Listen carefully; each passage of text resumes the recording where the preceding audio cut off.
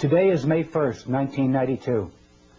The subject of this video message is the UNCED Earth Summit, the meeting which is to begin on June 1st, 1992 in Rio de Janeiro. The acronym UNCED stands for the United Nations Committee for Environment and Development. It is pronounced UNCED, and perhaps indicating the secret agenda of this meeting. This is the logo of the Earth Summit. This is not a dove in their Earth Summit logo.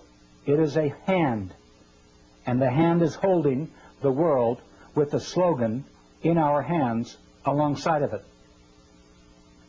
In whose hands? Who is the we in this motto? The hands of the world order.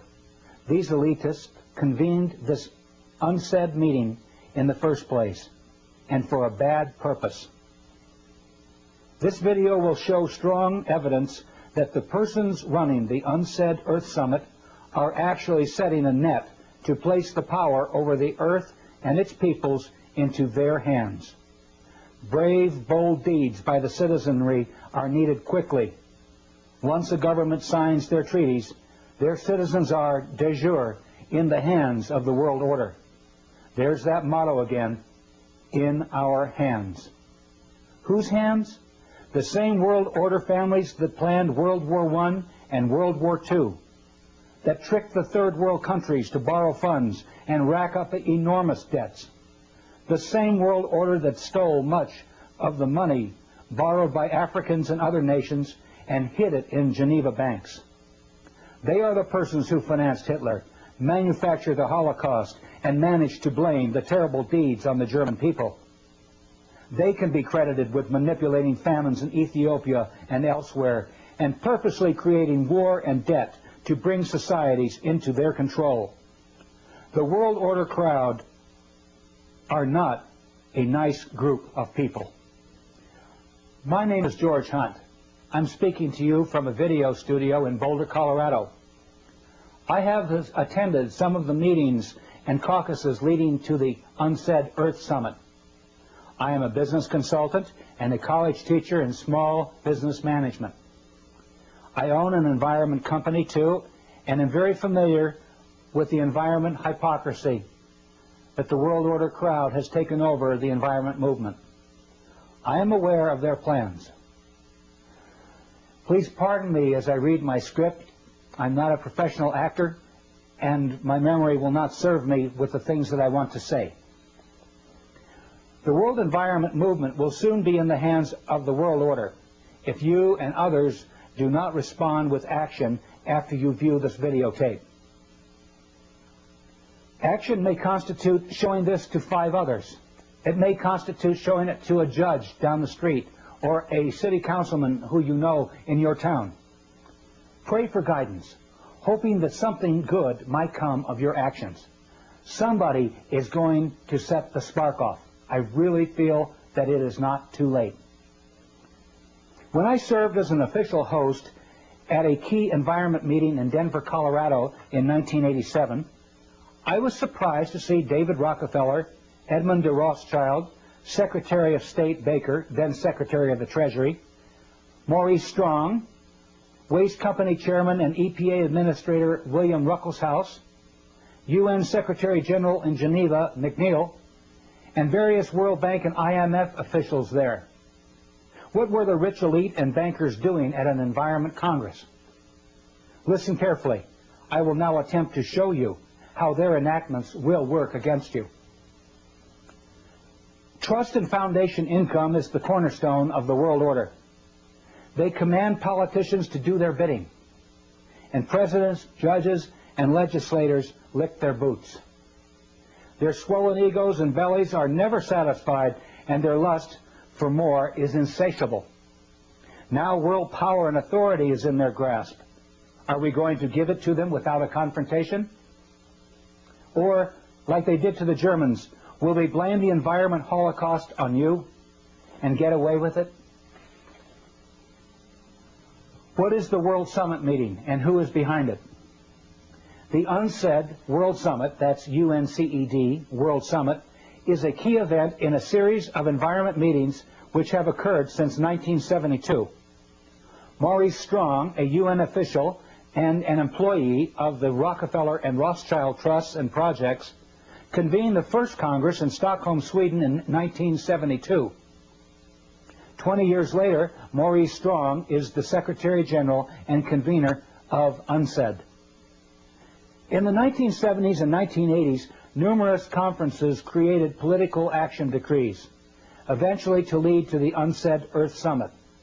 I attended 2 meetings in Colorado in 1987 and 1991. Friends attended others in Los Angeles, San Francisco, and Des Moines. Here is a paper from the Des Moines meeting where Maurice Strong was in charge. Representative Gephardt's telephone number appears on the meeting documents. Here are some phrases from the document of the Secretariat for World Order, which were distributed at the Des Moines UNCED meeting. We are the living sponsors of the great Cecil Rhodes' will of 1877, in which Rhodes devoted his fortune to the extension of British rule throughout the world and colonization by British subjects of the entire continent of Africa, the Holy Land, the valley of the Euphrates, the islands of Cyprus and Candia, the whole of South America, the islands of the Pacific not heretofore possessed by Great Britain, the whole of the Malay archipelago, the seaboard of China and Japan, the ultimate recovery of the United States of America as an integral part of the British Empire. We stand with Lord Milner's credo. We too are British race patriots, and our patriotism is the speech, the traditions, the principles, the aspirations of the British race. Do you fear to take this stand at the very last moment when this purpose can be realized? Do you not see that failure now is to be pulled down by the billions of Lilliputians of lesser race who care little or nothing for the Anglo-Saxon system? Copies of this document are distributed to you with this videotape. At the Fourth World Congress meeting in 1987, some other bad remarks about common people were made. I'm going to play them for you now. For instance, here is David Lang, a Montreal international investment banker, one of their pack, decreeing that these environment and economic activities of the world order not be shared with the public. He calls us cannon fodder. Listen to this. I suggest, therefore, that this be solved not through a democratic process. That would take too long and devour far too much of the funds to educate the cannon fodder, unfortunately, which populates the earth. We have to take almost an elitist program that we can see beyond our swollen bellies and look to the future in time frames and in results which are not easily understood or which can be, with intellectual honesty, be reduced down to some kind of simplistic definition. Does it make you feel uncomfortable that the arrogant rich are close to complete rule over the United States, Canada, and other countries? Here's more. The decrees leading to the Earth Summit were dictated without debate or opportunity for dissent. The treaties the world order once signed at UNCED will supersede national laws. Yet I saw the major decrees at the Fourth World Congress dictated into existence by Edmund de Rothschild. You can hear it too. Listen to him dictate. Rothschild got these major decrees into the United Nations resolutions without debate or challenge. But perhaps this conference might like to think more about the Marshall Plan, which had been mooted and put forward very tentatively at the Denver conference. And perhaps this might be the keynote of what you have heard today and what perhaps you might like, in some perhaps amended form, to have put forward. At this conference, recognizing the needs to protect our ecological and environmental heritage within the concept of the World Wilderness Congress, World Wildlife Fund, and all other bodies involved in the preservation of life on our planet, asked the Prime Minister of Norway, Right Honourable the Gro Harlem Brundtland, as one of the world's leaders of a greatly respected community, to be the promoter of this International Conservation Bank. By her Brookland report, which has been widely circulated to world leaders, she could follow up this report with the recommendations to promote a second Marshall Plan, the third world debt relief, and finance for a stable development. Nobody at that caucus mentioned a second world Marshall Plan or a new currency system to finance a stable development. The World Conservation Bank had not been thoroughly discussed at all. I was denied the opportunity to openly challenge Rothschild's remarks at the caucus by the World Conservation Bank president and meeting chairman, I. Michael Sweetman. In world politics, the names of First World, Second World, Third World, and Fourth World are used to describe blocks of political entities. The First World is the capitalist countries of Europe and North America. They are industrial and are, therefore, the world's biggest polluters. The Second World is the Soviet Union and the Eastern Bloc countries. Do you remember Rothschild referring to a Second World Marshall Plan? He was speaking of the Soviet bloc countries, not a second Marshall Plan. He was speaking of the Soviet bloc countries and that they will be rescued by First World money.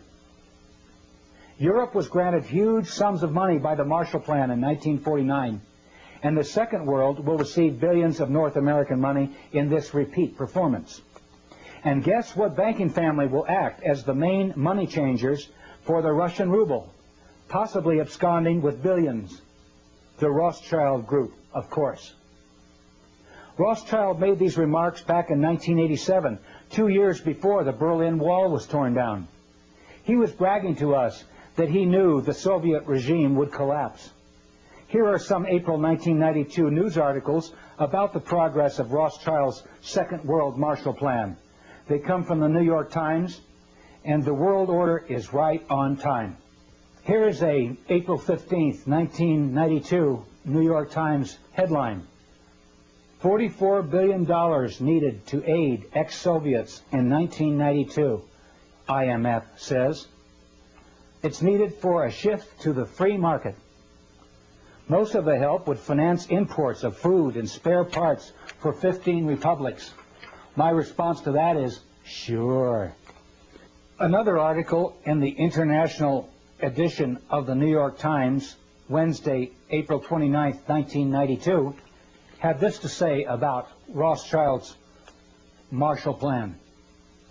Although there has been much talk about building a new political order in the post-Cold War world, the events here in the last few days make clear that a new economic order is also rapidly emerging.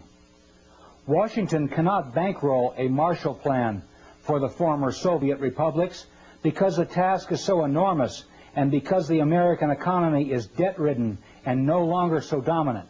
That is why Washington has asked the IMF to run the rescue operations, which are expected to cost $44 billion this year. Well, Rothschild really called it, didn't he? Soon after these remarks were made, the Rothschilds reopened the Rothschild Bank in Frankfurt, Germany, after 50 years of closure. They are now conveniently available to stabilize the Russian ruble with money from the West. Question: do we really want to send North American money abroad so the Rothschilds can make multi-billion-dollar windfalls on the currency trades? Let's talk about the Third World now. The Third World are those countries who have emerged since World War II. Young and easily fooled, the World Bank under Robert S. McNamara played bad tricks on them, spiriting billions of loan dollars back to Swiss bank accounts through fictitious African addresses. They now owe $1.5 trillion to the world banking system with nothing to show for it except poverty and cruel loan collections. Maurice Strong has suggested an ominous scenario at the UNCED meeting, which could break out if his words are to be believed. He says in this article in West magazine that a fight may erupt between the first world polluters and the third world poor. Here is how he describes it. Each year, he explains as background to the telling of his novel's plot, the World Economic Forum convenes in Davos, Switzerland. Over 1,000 CEOs, prime ministers, finance ministers, and leading academics gather in February to attend meetings and set economic agendas for the year ahead. With this as a setting, Maurice Strong then says, what if a small group of these world leaders were to conclude that the principal risk to the earth comes from the actions of the rich countries? And if the world is to survive, those rich countries would have to sign an agreement reducing their impact on the environment. Will they do it? He's really talking about the UNCED meeting. And Strong, driving as I take notes, looks at me. Then his eyes go back to Highway 17 on the way from Alamosa, Colorado to his New Age ranch in Crestone, Colorado. He says, the man who founded the United Nations Environment Program and who wrote parts of the Brundtland Report and who in 1992 will try to get the world's leaders meeting in Brazil to sign just such an agreement savors the questions hanging in the air. Will they do it? Will the rich countries agree to reduce their impact on the environment? Will they agree to save the earth? Strong resumes his story. The group's conclusion is no. The rich countries won't do it. They won't change. So, in order to save the planet, the group decides, isn't the only hope for the planet that the industrialized civilizations collapse? Isn't it our responsibility to bring this about? This group of world leaders, he continues, form a secret society to bring about an economic collapse. It's February. They're all at Davos. These aren't terrorists.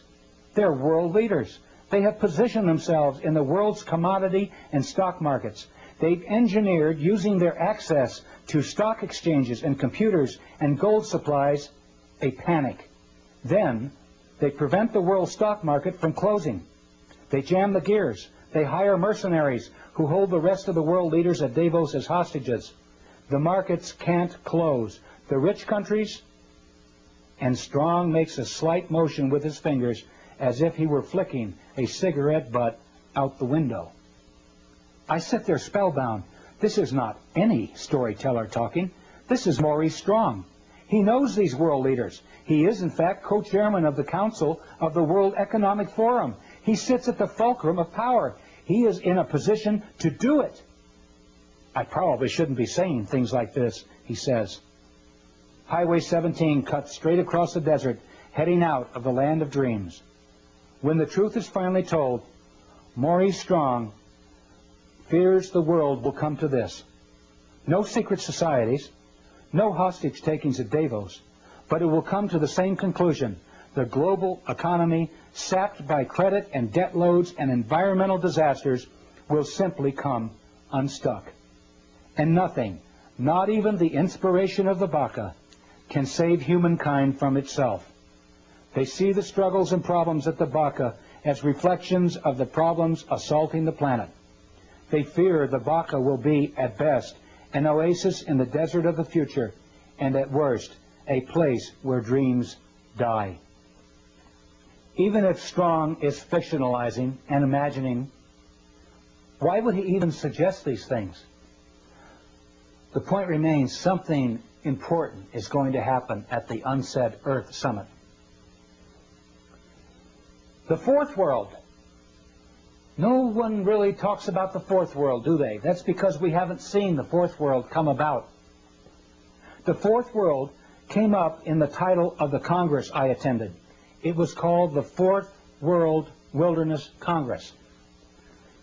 Maurice Strong said it was called the Fourth World because it was the fourth one of these environment congresses that Edmund de Rothschild had created. I learned later that the world order refers to the coming one world government as the Fourth World.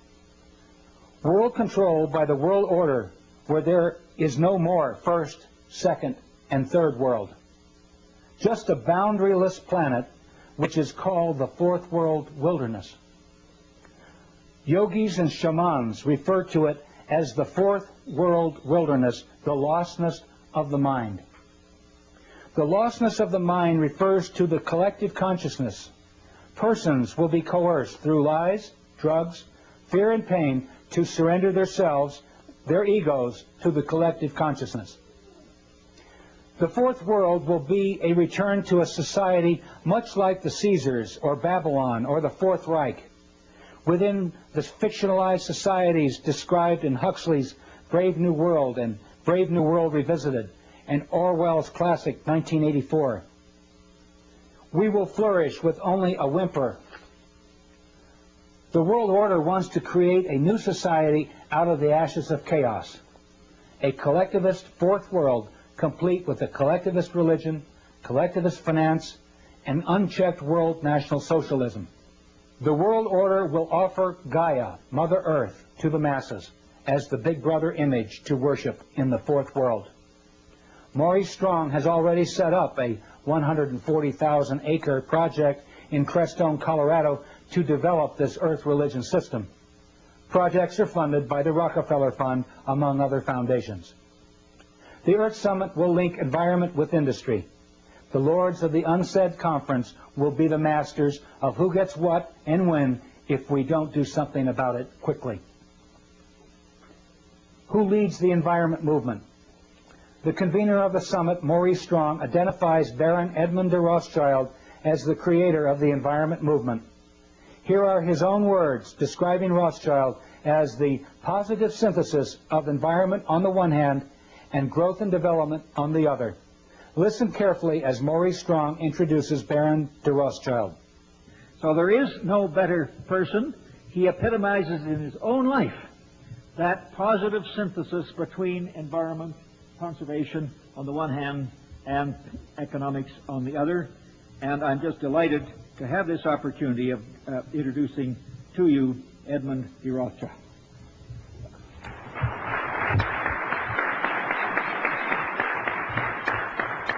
Maurice, thank you very much indeed for all that you've said, and I would ask the audience to take with a slight grain of salt all that he has said about me.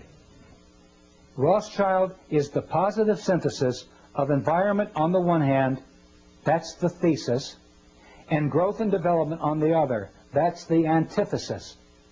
He very clearly admits that the Rothschild combination, including the Rockefellers and most world capitalists, aim to control the environment and development movement as the synthesis. Power will converge into their hands through the Rio Conference. The synthesis, the head of the power, merges into the House of Rothschild. Another speaker at the Fourth World Conference was David Rockefeller, world energy capitalist and banker.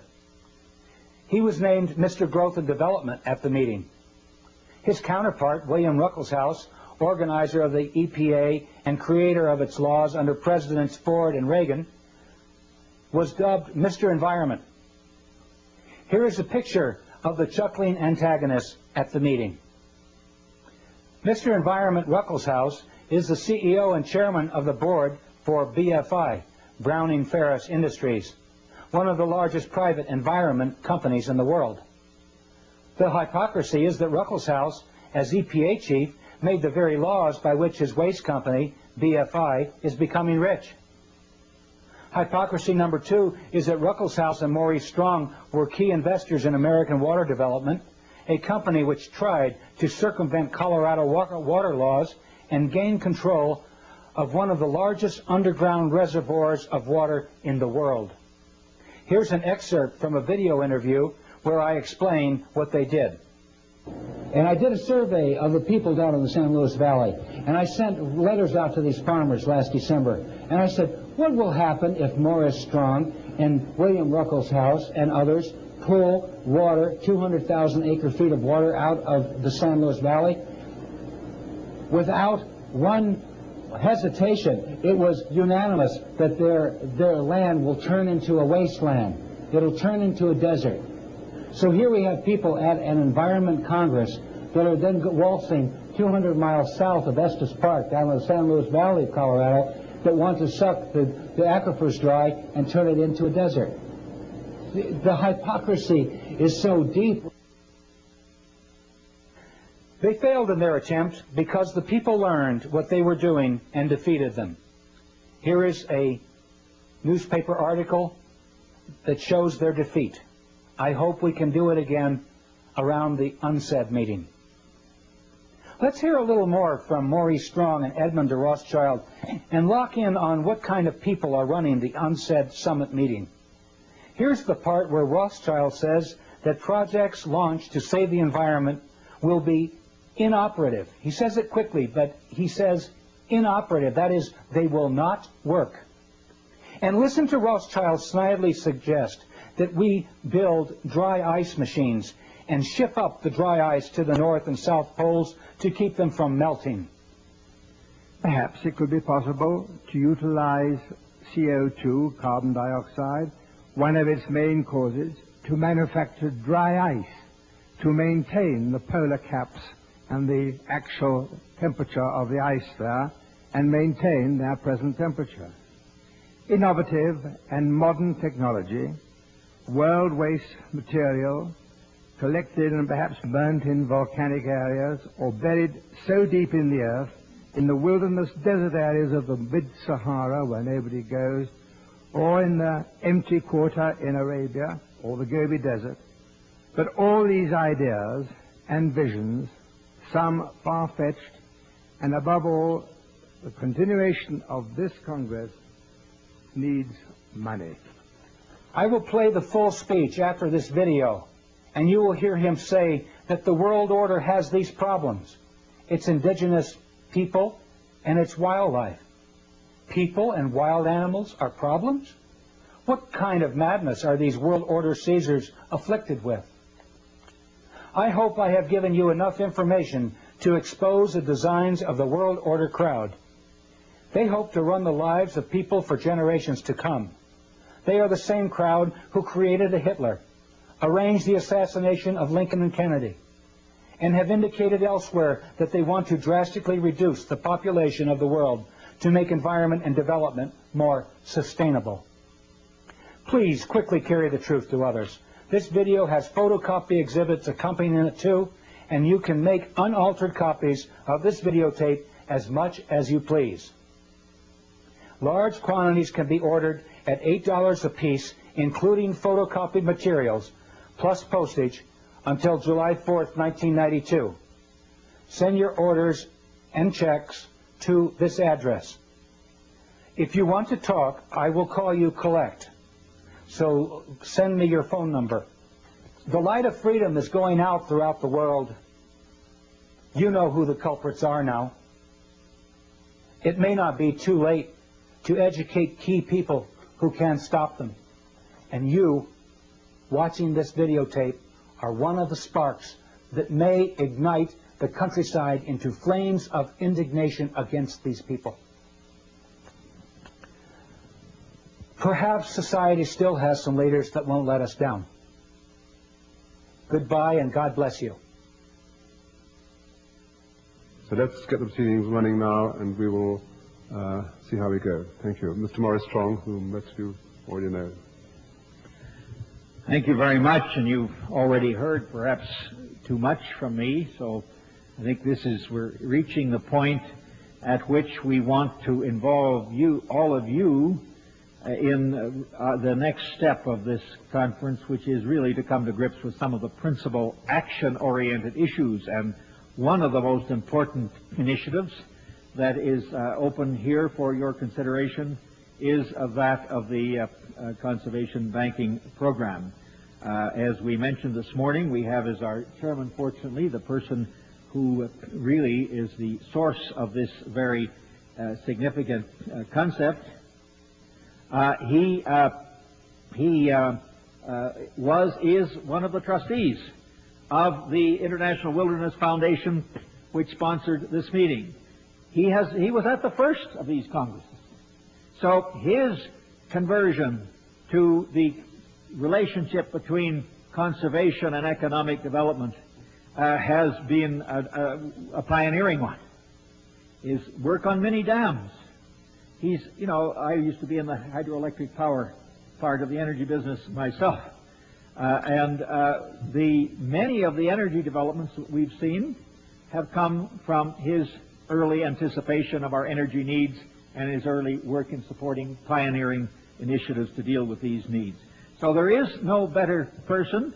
He epitomizes in his own life that positive synthesis between environment, conservation on the one hand, and economics on the other.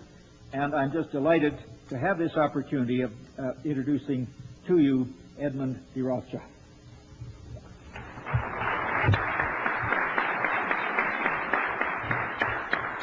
Morris, thank you very much indeed for all that you've said, and I would ask the audience to take with a slight grain of salt all that he has said about me.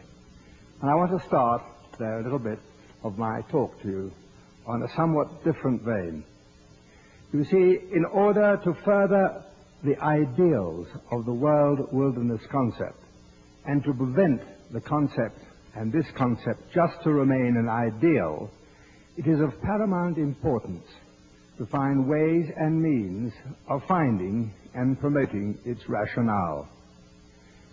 There are these ways and means of putting this concept into effect and overcoming or minimizing some of the problems set out by the speakers in this Congress, such as pollution, prevention of acid rain, waste disposal. There are alternative methods and harmless alternative methods for energy, and they're available. Alternative uses of water resources not involving vast inundations of land or displacing humans and its indigent wildlife, harnessing wave energy, solar energy, wind power, just to mention a few. To overcome the chilling, doom-laden prognostications of Dr. Irving Mintzer's greenhouse effect, perhaps it could be possible to utilize CO2, carbon dioxide, one of its main causes, to manufacture dry ice, to maintain the polar caps and the actual temperature of the ice there, and maintain their present temperature. Innovative and modern technology, world waste material, collected and perhaps burnt in volcanic areas or buried so deep in the earth, in the wilderness desert areas of the mid-Sahara where nobody goes, or in the empty quarter in Arabia or the Gobi Desert. But all these ideas and visions, some far-fetched, and above all, the continuation of this Congress needs money. A start has been made by the thoughts and care of one man. Michael Sweetman. His ideas have had lip service paid to them by some of our speakers here during the Denver conference. The meetings now of the new concept of an international conservation banking program involves all sectors of the human community, governmental and intergovernmental agencies, the public and private agencies, large charitable foundations, as well as ordinary individuals worldwide. Michael Sweetman has written the foreword to this concept. Its final form will no doubt be altered, watered down, or widened. But this convention must put forward this charter. And with the collective wisdom available here today, the charter can be enhanced, embracing those who have given their thoughts in the Denver Public Forum.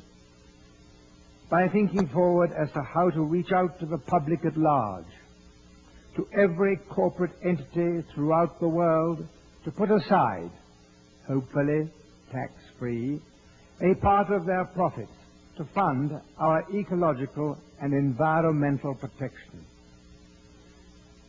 Ladies and gentlemen, every country has its own problems, its indigenous peoples and its wildlife.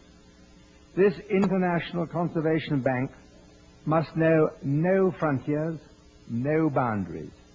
Its funds must be used constructively and not to be challenged into greedy hands or weapons of destruction. I hesitate to link this bank with world wilderness, but I would like to link it with our survival as a human race. This, our generation, must not be cursed by our descendants, if we have any, as to the greatest destructors and squanderers of the world's resources. That great philosopher and cleric, Teilhard de Chardin, wrote, and I quote, "Man can harness the winds, the waves, and the tides. But when he can harness the energy of love, then for the second time in the history of the world, man will have discovered fire." Michael Sweetman. Michael Sweetman, your love for the world wilderness concept has given you the necessary fire in your belly to produce the germ of the future needs of this concept. And I have great pleasure in asking you to put it forward.